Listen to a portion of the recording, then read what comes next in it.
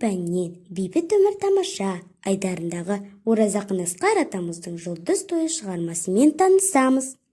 Бүгін сен сабақта өлеңдегі негізгі ойды анықтайсың. Шығармашылық жұмысты түрлі нұсқада ұсынасың. Балалар, суретке қарап жер бетіндегі бейбіт өмір туралы әңгімелеңдерші. Кім болмасын, келер күнін тек жақсылықпен тосатыны хақ.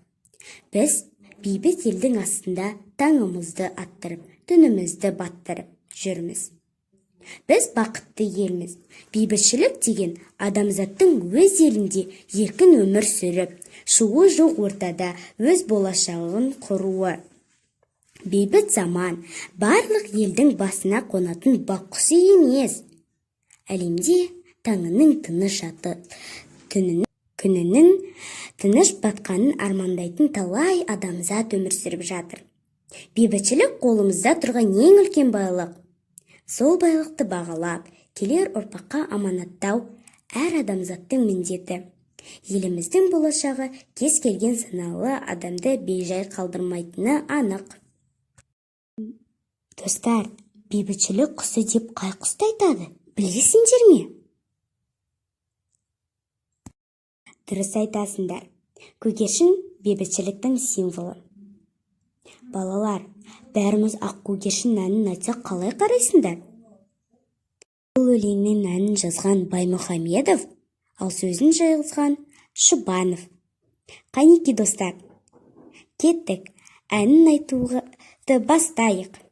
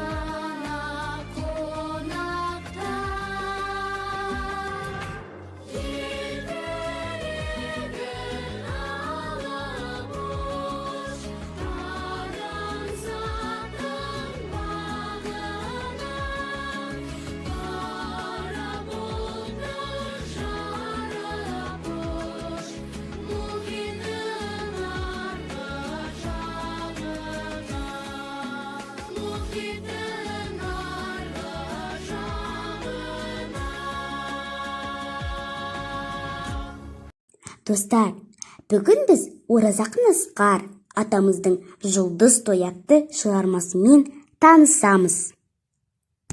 Оразақын Асқар 1935 жылы дүниеге келіп, 2019 жылы дүниеден өткен.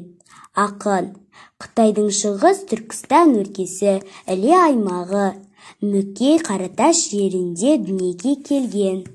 Ақынның балаларға арнап жазған «Бала болғым келеді», рәміздері, қазақпын, қорға қазақ тіліңді, тағы басқа өлеңдері бар. Жұлдыз тойы. Юрий ашып ғарышты, аймен адам танысты. Мен ұшамын бетке алып, есек қырған Марсты. Шолпан, Уран, Сатурн іздеп келе жатырмын.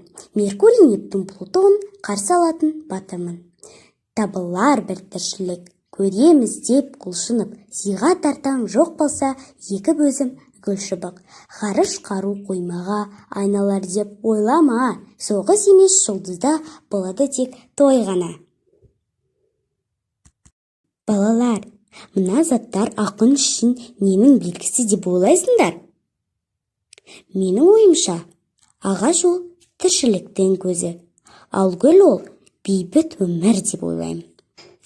Ал өлеңдегі негізгі ой қай шумақта айтылған? Белгілеңдерші. Балалар, сендерге тапсырма. Кестемен жұмысты орындасаңдар, және осы шығарманы мәнерлеп оқуға дайындалыңдар. Келесі сендерге ұсынатын тапсырма «Тілегіміз бейбіт күн» тақырыбында сурет салыңдар. Достар, осымен сабақ аяқталды. Сабақ сендерге ұнады деген үміттемін. Назарларыңа көп рахмет. Келесі кездескенше сау болыңдар.